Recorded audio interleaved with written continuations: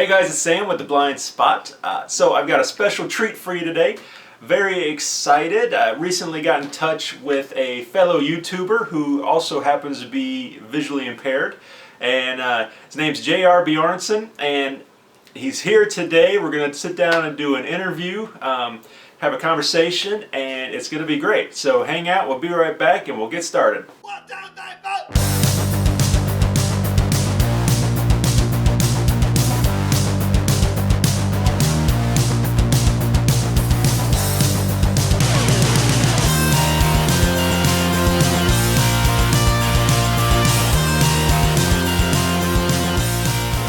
I say that I got in contact with, but the truth is he actually contacted me, and I'm so glad that he did. He's here. So JR, thank you very much for joining us. Very happy to have you here today. Hey, glad to be here, Sam. Thanks for inviting me. Nice place, I think. Blind joke. So why don't you tell us a little something about yourself and maybe about your vision impairment?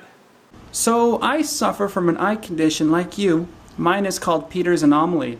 So I'm going to bring the camera close to my eye here. And as you can see, my eye is covered by this white cloud, my pupil. And that's what affects me from not seeing great. So you know when you wake up in the mornings and that fog is sometimes there, the early morning fog? Well, mine never goes away. Or maybe in the middle of winter you walk into Starbucks and your glasses fog up like no tomorrow. Same thing. Except my fog never goes away. I can see people if they're right in front of me, a foot in front of me, then I can see them, but that gets a little creepy. So I'm always really interested in hearing how visually impaired people handle quote-unquote normal life. And I know you're married with 2 children. Can you tell me how you met your wife and more importantly, how you handle dating as a visually impaired person?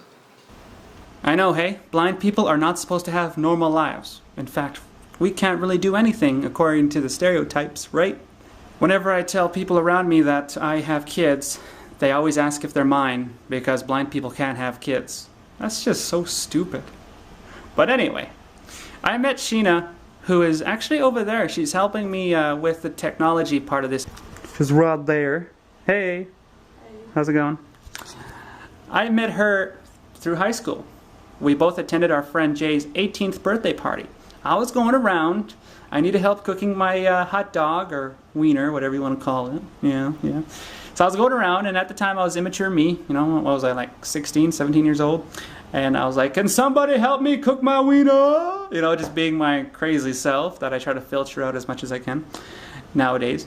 And all of a sudden later on I learned that she grew up with a brother who was also legally blind or visually impaired, whatever you want to call it. So she volunteered. This quiet chick says, I can help. Sure enough, while she was helping me cook, we got to know each other. Then later on, we met again in high school, and we started dating, going out. It was fun. Young love. Sure enough, later, like 7, 8 years later, I'm still stuck with her. But that's what love is all about. You agree to go insane with somebody. So here in the U.S., generally the states have their own departments set up for helping out visually impaired. Like here in Kentucky, there's the Kentucky State Office for the Blind. Now you're in Canada. What kind of departments are set up or government offices are set up to help the visually impaired there in Canada? I have never actually really looked into programs for people like me or you. There is one program I do remember that happened in Saskatchewan back in 2002. I was 12 years old, and that was CNIB camp. It's where they took all of us who had some sort of visual condition. Some of us were completely blind, other of us just could not see very good, and put us all in a little camp. So for 1 week, we got to go on sailboats, we got to go swimming, got to go hiking, and it was a great way for people to realize that they weren't the only ones who were different, who could not see, or who were blind. But I highly recommend you check out the Canadian Institute for the Blind's website, cnib.ca. That is cnib.ca. Shoot me another one. What else do you got? So now let's talk about your YouTube channel. What prompted you to get started on YouTube? It was August of 2009. A friend of mine named Kelsey I met when I went to go visit my mom, who lived in Stony Plain, Alberta at the time. introduced me to this thing called YouTube. She said, JR, check this out. You can upload videos and share cool memories with the world if you're open about it. And I said, sounds like me. Let's have some fun. My earlier videos were just me videotaping my friends, you know, being goofy. And yeah, it was good times. It was good times. I didn't start taking my YouTube channel seriously until recently, about a year ago, when I started actually putting effort into making videos and, you know, putting myself out there more. It was my friend Kelsey who prompted me to get a YouTube channel. If it wasn't for her showing me this thing called YouTube, I would have never got this channel. Nothing would have happened. Why JR the Wonderful? Because there's another YouTube user out there who has JR the Wonderful. And I didn't care about spelling at the time. Well, what is your goal for your YouTube channel? Like, what do you hope to accomplish by having that channel?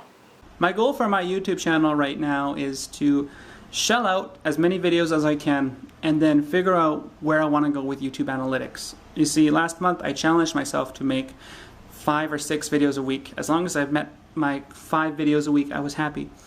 And people really enjoy the blind videos. People really enjoy accessibility videos, you know. So maybe the goal for this channel is to be experimental.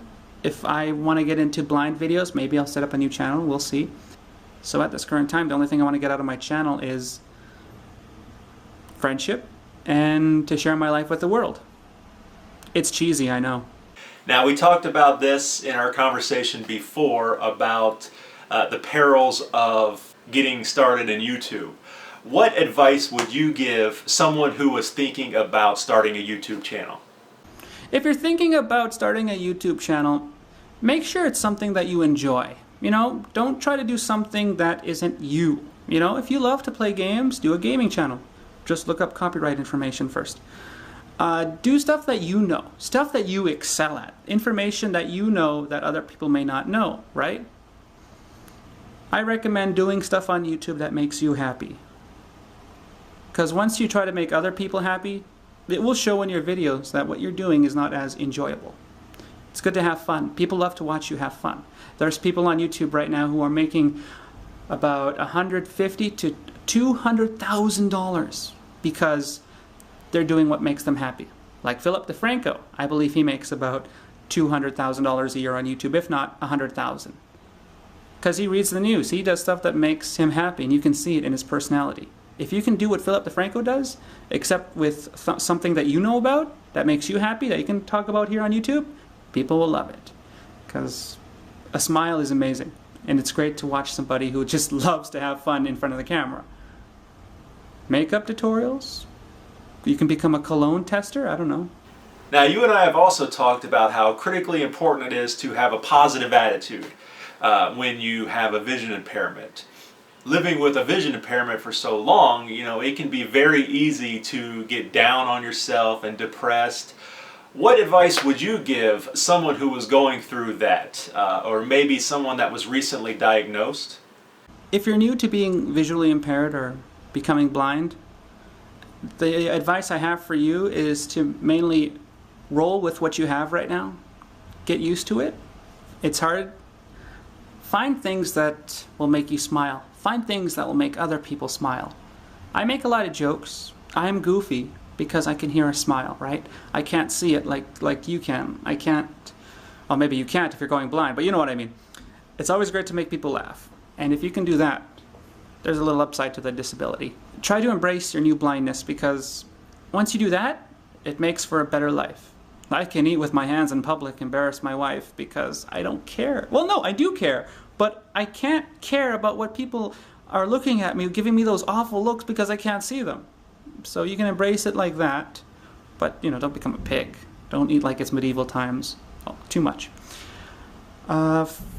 Yeah, do things that make you smile. Do things that will make other people smile, you know? Look at it this way. If you're becoming blind, you're no longer going to be a judgmental person. Unless you hold on to those things, you know? I know. You're not going to ask somebody, hey, what's ugly about you? You know? I hope not, anyway. So yeah, do things that make you happy, and do things that will show other people laughter, you know? Overall, be happy. That's all I can say. Well, JR, I definitely want to thank you for sitting down with me and letting me pick your brain a little bit and have this conversation with you. I think it was a great idea, and hopefully we can do this again real soon. Thanks for having me, Sam. It was great, man. We gotta do this. Us people in the blind community get to know one another, because it's great to have people who are also like you, who have a visual impairment or who are completely blind, because we all relate. We all know what it's like. We've all lived the life. Some of us are new at it. Birds of a feather must stick together. I bet you if you put 8 blind people on one dodgeball team and you went on the and you took on the sighted people, we would win. Thanks for having me, Sam. I'm gonna make like a Tom and Cruise, and yeah, we'll do this again sometime. Yeah. And maybe you, the viewer, will want to collaborate with one of your favorite YouTubers. Just send them a lovely message.